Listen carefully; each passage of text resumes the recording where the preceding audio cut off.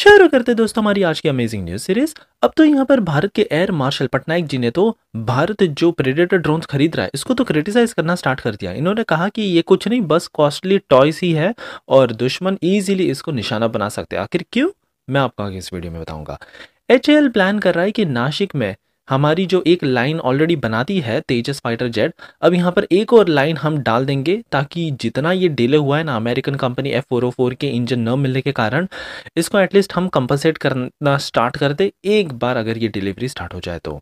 Indian peace makers जो हमारी team है लेबनान में, यहाँ पर तो अब एक बहुत बड़ी विजेता हमको साबित हुई है, क्योंकि यहाँ पर पहली बार टाटा के बने ट्रूप्स को यूज किया जा रहा है, वरना स्वीडिश मेड व्हीकल्स का ही यूज किया जाता था। कावेरी इंजन की तरफ से भी बड़ी अपडेट आई है। यहाँ पर कावेरी 2.0 प्रोजेक्ट पर काम शुरू हो चुका है, लेकिन एक्सपर्ट्स कह रहे हैं कि ये 5th जनरेशन का नहीं, ये तो 4th जनरेशन का इंजन होगा।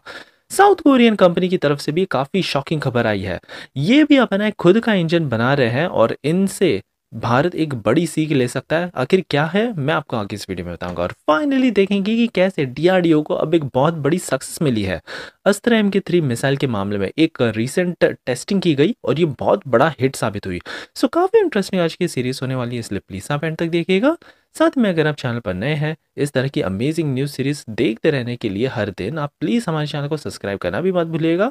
और इसी के साथ ही हमारी पहली खबर आ रही है इंडियन एयरफोर्स के air chief marshal Patnaik ji की तरफ से। यहाँ पर तो इन्होंने एक बहुत बड़ा बोल्ड स्टेटमेंट दे दिया। इन्होंने कहा कि भारत जो प्रेडेटर अनमैन्ड एरियल व्हीकल्स खरीद रहा है ना, ये दरअसल आप कह लीजिए एक कॉस्टली टॉय ही है, क्योंकि जंग के मैदान में ये ज़्यादा काम आएगी ही नहीं। आखिर जब उनको रीज़न पूछा गया, इन्होंने कहा कि ये उस काम में नहीं आएंगे जब एक तरफ चाइना और पाकिस्तान इस तरह की एडवर्सरीज भारत फेस कर रहा होगा, एयर सुपीरियरिटी तो ये प्रोवाइड करेगा ही नहीं। दूसरी तरफ इन्होंने ये भी कहा कि हमारे नेबर्स इजीली इसको अपना टारगेट बना सकते हैं और इसको शूट डाउन कर सकते हैं।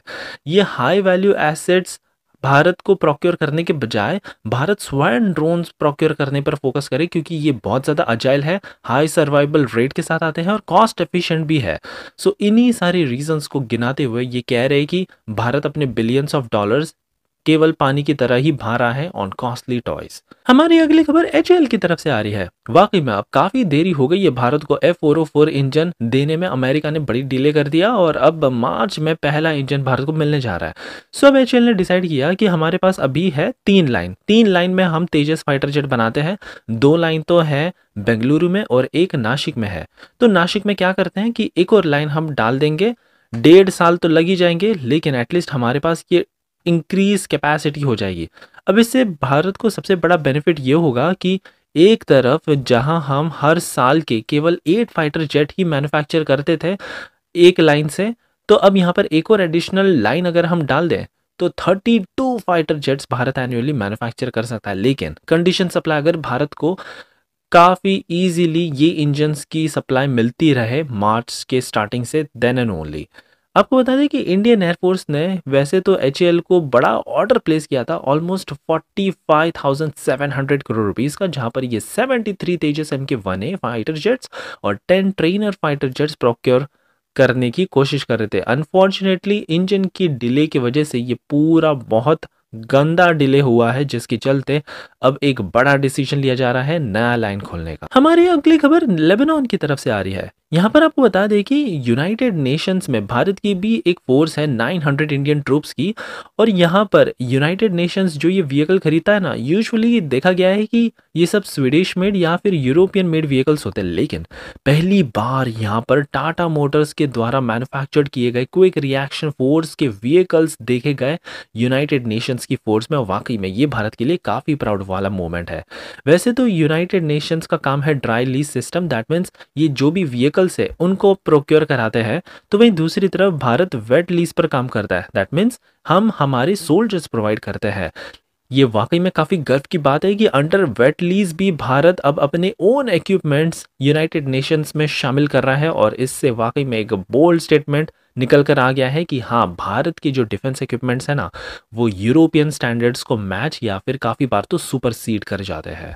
भारत के कावेरी प्रोग्राम की तरफ से भी एक बड़ी अपडेट आई है। यहाँ पर भारत अपना खुद का इंजन बनाना चाहता है एमका के लिए, जो कि 5th जनरेशन फाइटर जेट है। सो कावेरी 2.0 लॉन्च कर दिया गया है, लेकिन अब यहाँ पर एक्सपर्ट्स कह रहे हैं कि ये तो इम्पॉसिबल है, क्योंकि हम ये जो इंजन बनाएंगे ये 4th जनरेशन का होगा और 5th जनरेशन बनाते बनाते तो और 10 साल लग जाएगा। इतना लंबा इंतज़ार तो हम नहीं कर सकते।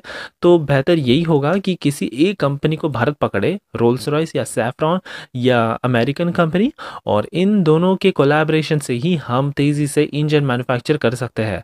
वरना अगर खुद करने गए, और अभी करंटली जो पॉलिसीज़ है सरकार की वो भी इतनी ज़्यादा सपोर्टिव नहीं है, ऐसे में तो ये पूरा प्रोग्राम फिर से क्रैश कर जाएगा। और इसी से जुड़ी हमारी अगली एक बड़ी खबर आई है साउथ कोरिया की तरफ से भी। ये भी लगभग सेम ही बोर्ड पे है जो भारत अभी करंटली फेस कर रहा है। इनको इंडिजिनस टेक्नोलॉजी डेवलप करनी है, और जो अमेरिका पर इनकी निर्भरता है करंटली अमेरिकन इंजन्स पर, ये भी वैसे F414 इंजन खरीदना चाहते हैं, लेकिन ये खुद का इंजन डेवलप कर रहे हैं। $2.2 बिलियन का इन्वेस्टमेंट इन्होंने ऑलरेडी कर दिया है। लेकिन साउथ कोरिया जो मॉडल यूज़ कर रहा है ना, वो बहुत ही ज़्यादा सुपीरियर है। भारत को भी ये सीखना चाहिए। क्या, मैं आपको बताता हूँ। सबसे पहले तो ये यूटिलाइज कर रहे हैं अपनी इंडिजिनस टेक्नोलॉजी, और ये टैक्स एक्सेम्प्ट कर रहे हैं। दैट मीन्स जो भी कंपनी इस इंजन डेवलपमेंट प्रोग्राम में कंट्रीब्यूट कर रही है, इनको सीधे सीधे टैक्स एक्सम्पशन कर दिया जाता है। सो ये और ज़्यादा प्रोत्साहित होता है। दूसरा है स्ट्रेटेजिक पार्टनरशिप। ये कोलैबोरेटिव डेवलपमेंट कर रहे हैं अपने वेरियस OEMs के साथ। इंडिया को भी इस तरह का कुछ करना चाहिए 110 किलो न्यूटन वाले ये इंजन को बनाने के लिए। तीसरा, ये रिसर्च एंड डेवलपमेंट का तो एक पूरा इंफ्रास्ट्रक्चर डेडिकेटेड इस्टेब्लिश भी कर चुके हैं। सो भारत को भी एक नेशनल मिशन मोड पर काम करना चाहिए, और एक पूरी तरह से डेडिकेटेड कॉम्प्लेक्स रहना चाहिए हमारे नेशनल मिशन के लिए। और फाइनली पॉलिसी रिफॉर्म्स भी इनके बड़े अच्छे हैं। KF21 प्रोजेक्ट के अंतर्गत इन्होंने काफ़ी क्रूशियल पॉलिसीज, जो कि डायरेक्ट फंडिंग अप्रूवल्स, और बहुत इजीली इनको फंडिंग भी मिल जाती है, ये सारा कुछ किया है। तो वहीं दूसरी तरफ भारत, हम तो हमेशा फंडिंग के लिए ही रोते रहे हैं। फाइनली हमारी आखिरी खबर आ रही है DRDO की तरफ से। इन्होंने तो अभी कमाल करके दिखा दिया है। अस्त्रा MK3 BVRAAM मिसाइल पर ये काम कर रहे थे, that means beyond visual range air to air missile, और अब यहाँ पर कुछ ट्रायल रन्स इन्होंने किए हैं। वैसे तो ये जो लैंड वाले ट्रायल्स इन्होंने किए हैं वो काफ़ी सक्सेसफुल निकल कर आए, और अब जल्द ही इनको फाइटर जेट में लगा कर टेस्ट किया जाएगा। यहाँ पर DRDO ने 2 वेरिएंट्स बना दिए। एक तो है हमारा नॉर्मल, जिसमें स्टैंडर्ड रैमजेट इक्विप किया जाएगा, और दूसरे वेरिएंट में तो इन्होंने एक बूस्टर ही लगा दिया। दैट मीन्स वैसे तो रेंज है इसकी 300 किलोमीटर की, लेकिन बूस्टर से इसकी स्पीड और ज़्यादा बढ़ जाती है, और साथ में इसकी रेंज भी और ज़्यादा हाई हो चुकी है। और सबसे कमाल की बात, इन्होंने एक ऐसा एडवांस सेंसर इसमें लगा दिया है जो कि सारा कुछ डिटेक्शन से लेकर ट्रैकिंग, एंगेजमेंट, सब कुछ एम्फोसाइज करता है विद इट्स एडवांस एवियोनिक्स। पूरा एक साथ इंटीग्रेट कर दिया गया है। सो वाकई में एक बहुत बड़ी जीत DRDO को यहाँ पर मिली है। सो ये थी हमारी आज की धमाकेदार न्यूज़ सीरीज। आई होप कि आपको आज की सीरीज पसंद आई हो, और अगर हाँ तो प्लीज़ एज यूजुअल आपका एक लाइक करना मत भूलिएगा, ऐसा ही कमाल का सपोर्ट दिखाते रहने के लिए।